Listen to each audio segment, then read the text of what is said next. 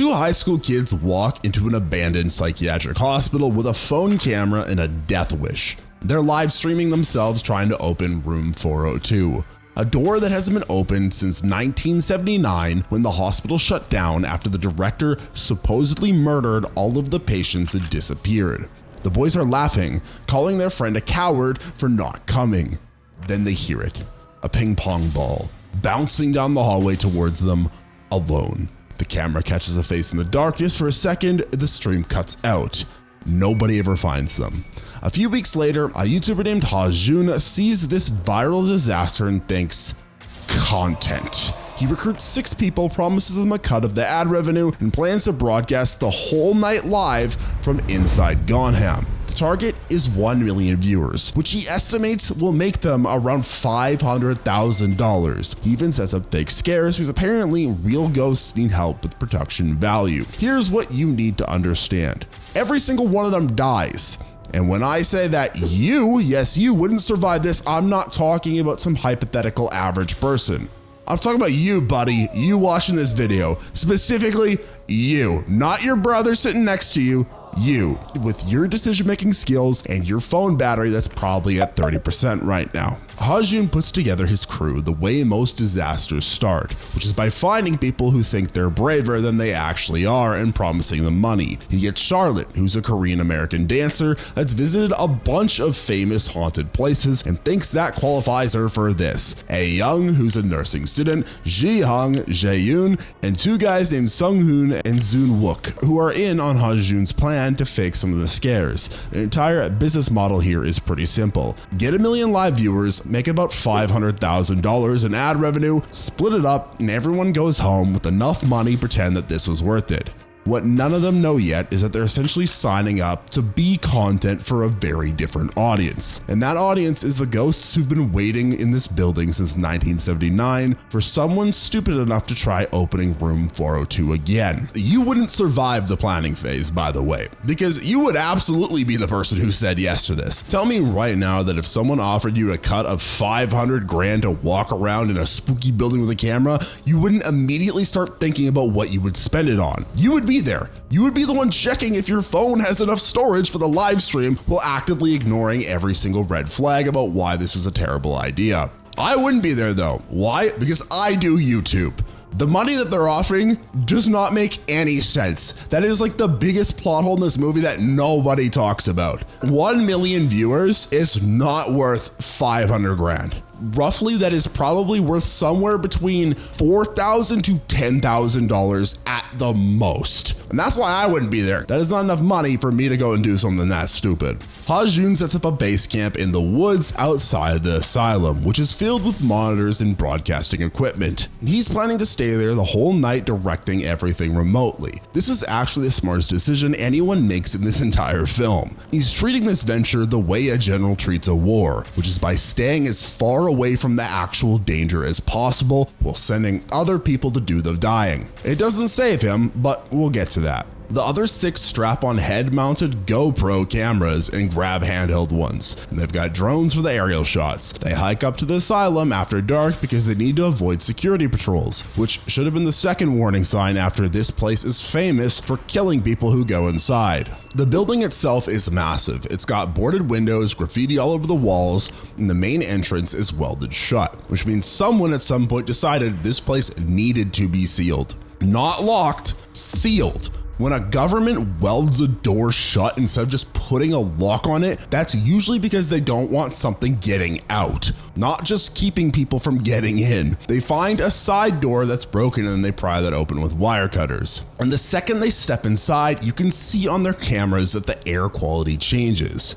It's thick dust with mildew on every surface. There's paint peeling off the walls in strips. The place smells like raw and old medical chemicals, which Ji-hung mentions on camera. And you can tell she's already regretting this, but peer pressure and the promise of money are 2 big bitches that come to bite you in the ass. They stick together at first, moving through the hallways with flashlights cutting through the dark. There are patient dormitories with rows of rusted bed frames, a nurse's station with paperwork still scattered around like everyone left in a hurry, and wheelchairs just sitting in corridors. Charlotte's filming everything and narrating it for the stream, talking about the hospital's history, the legend of the director who supposedly went insane and killed her patients before disappearing. She's trying to keep the energy up, keep it entertaining, but you can hear in her voice, this place is already getting to her. The temperature drops the deeper they go. Doors are hanging off hinges. Water damage has created these dark stains on the ceiling that look like something bled through the floor above them. Then a door slams shut on its own. Just slams, there's no wind, no draft, no explanation. Everyone jumps. They try to laugh it off, but you can see on their faces that nobody thinks that was normal. This is the moment where you would have wanted to turn around, except you wouldn't have because everyone else is still going and you're not going to be the first one who looks scared first. That's how this works. The ghost doesn't even have to do much yet. It just has to wait for you to talk yourself into staying. They find the director's office and go inside to investigate. There's a desk, filing cabinets, and a framed photo on the wall showing the director standing with patients and staff. Charlotte points out that the patients in the photo are supposedly the same ones who died in 1979, which is a detail that should have sent everyone directly back outside, but instead they just sort of nod and keep filming. There's a ping pong table pushed against the wall, and the sight of it makes everyone quiet for a second because the legend specifically mentions that the director loved ping pong. The ghost has already started communicating, and the communication here is pretty straightforward. It's saying, I'm here, I remember how to play, and you're the ball. To cover more ground and make the content more interesting, Ha-Jun tells them to split up into pairs and look for clues. This is tactically the worst decision you can make in a haunted building, but it's great for television, which is the problem with live streaming your own death. The entertainment value and the survival value are in direct opposition to each other. Ji-Hung and Charlotte head down into an old laboratory on the first floor. The lab's a mess. There's broken glass everywhere, dusty specimen jars, and then Charlotte knocks over a jar that turns out to have a preserved chicken carcass in it. Yummy, KFC. The smell is so bad, they both start gagging, which is when they spot the doll. It's a child's doll with a cracked porcelain face sitting in the middle of all of this lab equipment. Ji-Hung picks it up. She actually picks it up, and both women get this immediate feeling like they're being watched. But they put the doll back down and leave, which means the ghost now knows they're the kind of people who touch things that they shouldn't. And it can work with that. You wouldn't have left the doll alone either. Let's be real here. You would have picked it up to get a better look for the camera. One of your boys would have been there and be like, oh, I got a little gift for you. Tell me that you wouldn't do that. Tell me you wouldn't do that with your friends. You might have even taken it with you as a souvenir, which would have been worse. But the point is you wouldn't have recognized the danger until it was too late because the danger here looks like a toy. Meanwhile, Jae-yoon and A-yoon are upstairs checking out the old patient's shower room. And this is where things start getting specific about how you would die. Because the shower room is full of stagnant water, it hasn't moved in 40 years, and probably contains diseases that modern medicine has no idea how to cure. And A-yoon spots something floating in one of the pools. She gets closer with her camera. It's a long black wig just sitting there in the murky water, and for a second it looks enough like a severed head that Jae-yoon actually backs up. Then the wig moves, not drifts, moves, and it bobs under the water and lunges towards Jae-yoon. And both of them scream and scramble out of that room so fast they nearly take the door off its hinges. You need to understand that this wig incident was real. It was not one of Ha-Jun's planned scares, which means the Asylum is already interacting with them and they don't even know it. The group meets back up with Ha-Jun and decides it's time to film a teaser for room 402 to build hype for the stream. He sends Ji-Hung and Charlotte up to the 4th floor where the door is. They stand in front of it with the camera running. The door's covered in rust and chains and there's a padlock on it. Somebody scrawled warnings on the wall next to it. Ji-Hung does her whole speech about how people have died trying to open this door and how it's cursed. And Charlotte grins and says they're gonna open it live at the end of the broadcast. YouTube retention or some shit like that. The viewer count spikes when they say this, which tells Ha-Jun that fear is profitable and he should definitely keep pushing everyone towards the thing that will kill them. Again, they're not making that much money off this, I promise you. If they die, it's gonna get demonetized. That's how it works. That's how it works. They're not making any money off this video. Here's what you need to know about your survival chances at this point. You'd still be in the building. You wouldn't have left after the door slammed. You wouldn't have left if the wig moved. You would be standing right there with them, thinking about the money, thinking about the views, thinking about anything except the fact that you're in a building that's already demonstrated that it can move objects on its own, and you're planning to open the one door it really doesn't want opened. Your assessment skills are terrible. Downright shit if you ask me. And the Asylum and me know this. Ha-Jun gathers everyone in the director's office for a spirit summoning ritual, which is one of his planned fake scares. They arrange candles in a circle and hang little bells on red string from the ceiling. They scatter some vermilion powder around and start chanting to invoke spirits. Nothing happens at first. Then the bells start ringing by themselves. Not swaying, ringing, and the candle goes out. Charlotte screams and everyone panics and runs out into the hallway. And back at base camp, Ha-Jun is privately congratulating Sung-Hoon and Sung-Wook through the headsets because they rigged the bells with fishing line and a remote trigger. It worked perfectly. Everyone is genuinely scared. The problem is that Ha-Jun's equipment starts glitching right after this. His monitor flickers, the audio cuts out. The propane stove in his tent ignites by itself and he has to jump up and shut it off. For a few seconds, he's completely cut off from the crew inside. And this wasn't part of the plan. This was something else interfering. The crew regroups in the laboratory and Charlotte immediately notices the doll has moved. It was on the floor before. Now it's sitting upright on a table. Nobody touched it. Ji-hoon remembers that one of the patients in the director's photo was holding this exact doll, which means that they've been handling a dead person's possession and the ghost attached to it probably followed them. Charlotte backs away from it and says that they need to leave. The doll is cursed, but Soo-Wook picks it up to make a joke about it, and the second he lifts it, something slams in the dark lab. Charlotte screams and runs out. She's done. She's completely done. This is the correct response. If you had this response earlier, you might have survived, but you wouldn't have because you would have stayed in the building longer than Charlotte did, and Charlotte still dies. The remaining 5 people decide to stay together and explore the old treatment ward, where they find these tall wooden box structures against the wall. They're sensory deprivation boxes from when the hospital used outdated psychiatric methods. Soon-Hoon jokes and sticks his arm through a hole in one of the boxes into the darkness inside. He yanks it back and says something grabbed him. Ji-hoon doesn't believe him. She thinks it's another prank, so she puts her own arm into the box to prove nothing's there, and something inside claws the hell out of her arm.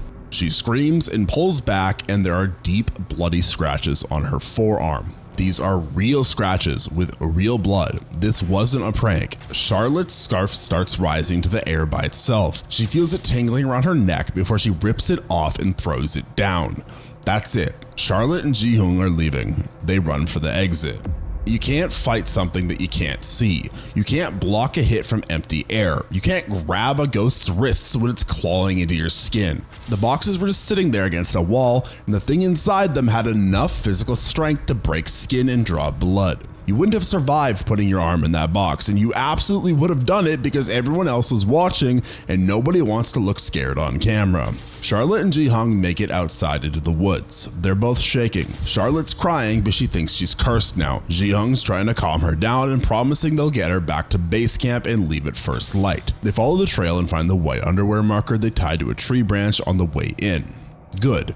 They know where they are. They keep walking. 5 minutes later, they find the same marker again. The same tree, the same underwear. They haven't turned around. The path just looped. They try again with the same result. The forest isn't letting them leave. Charlotte realizes the woods are cursed too. And she's right. The asylum's influence extends past its walls. Geography does not function correctly here, because every direction leads back. Then Ji-hoon goes quiet. Charlotte turns around and Ji-hoon's just standing there with her back turned, completely still. Charlotte walks over and asks if she's okay. Ji-hoon turns around. Her eyes are solid black. She's making this low, inhuman sound. She has been possessed. A blinding white light shines down from above and Charlotte feels something grab her. She's lifted off the ground, just straight up into the air.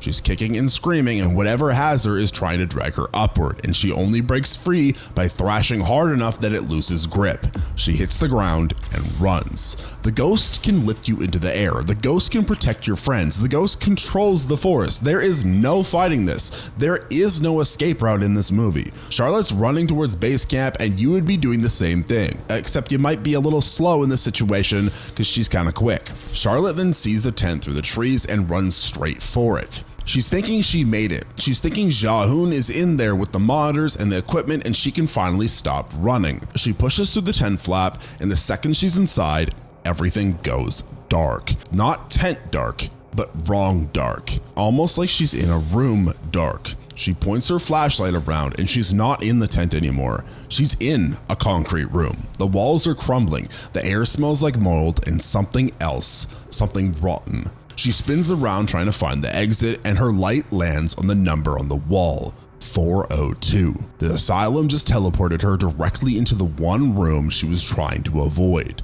The tent was never real. The safety was never real. There's a man in the corner. He's naked and pale and his back is to her. His body's bent wrong. His arms are at angles that don't make any sense. He's one of the dead patients. Charlotte's backing up towards the door, but she already knows what's going to happen because the door won't open. She tries it anyway though, pulls on it, pounds on it, starts screaming for help. The man in the corner twitches. His hand hits the floor and makes this wet slapping sound.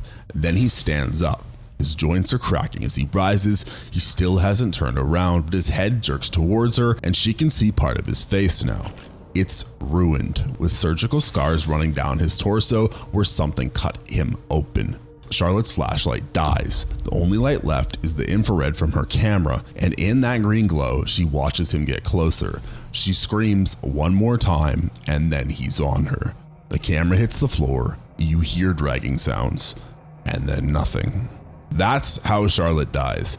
Teleported into a room she can't escape from and killed by something that she can't fight. You wouldn't have done any better. Your phone wouldn't have worked, your flashlight wouldn't have stayed on, the door wouldn't have opened for you either. You would be dead-zo.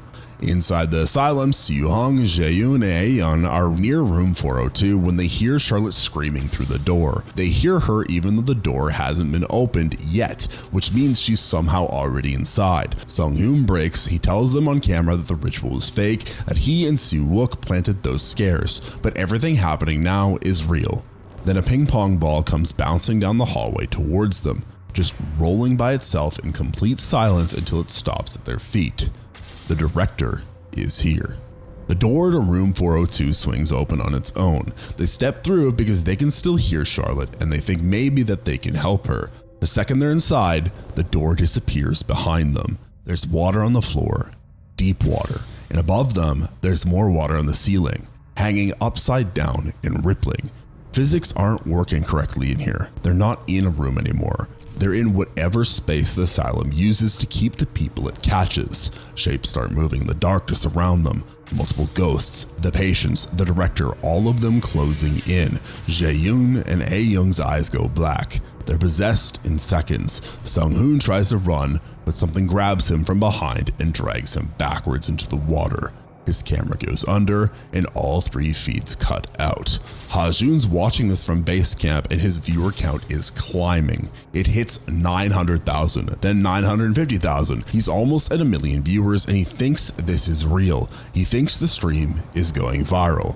What he doesn't know is that the number is fake. The asylum is lying to him to get him inside.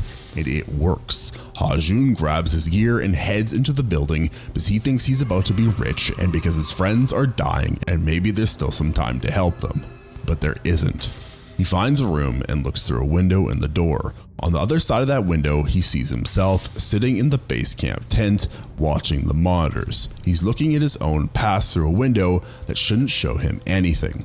Asylum is breaking his brain before it breaks his neck. He stands there frozen trying to understand what he's seeing. His camera catches movement behind him. It's the director, floating. Her feet aren't touching the ground, her head is tilted and her eyes are white and empty. Ha-joon turns his camera to see her and she screams, grabs him by the throat and lifts him off the ground. She then strangles him, his body drops and the feed goes black.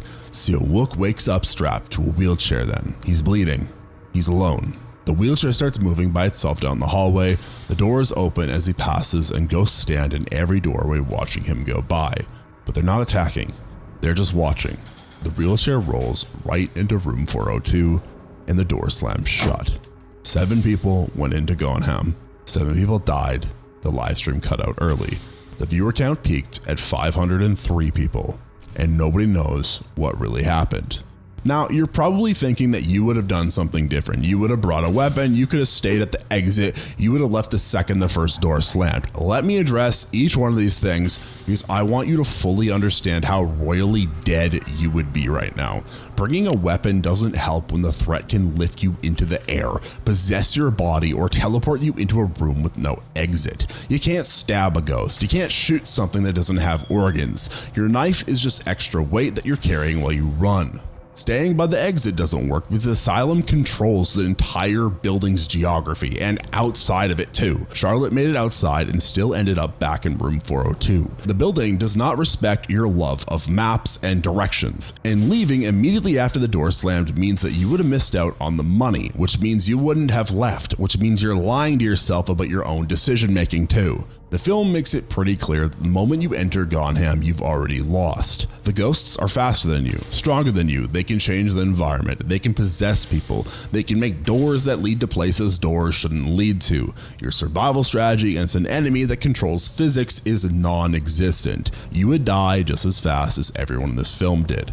Probably faster because at least they had cameras and a plan, and you've got a half-dead phone right now and the confidence of someone who's never been in a real dangerous situation in their life. That's Gonjiam. 7 people in, 7 people come out. If you enjoyed this breakdown on why you would absolutely die in a spooky Korean ghost hospital, you should hit the like button and subscribe for more content where I talk about other situations that you absolutely wouldn't survive and other horror movie related stuff. Make sure to also hit the notification bell so you don't miss out on any of our future uploads when you subscribe. And if you want to watch another one of my videos right now, you can click the one that's on your screen right now.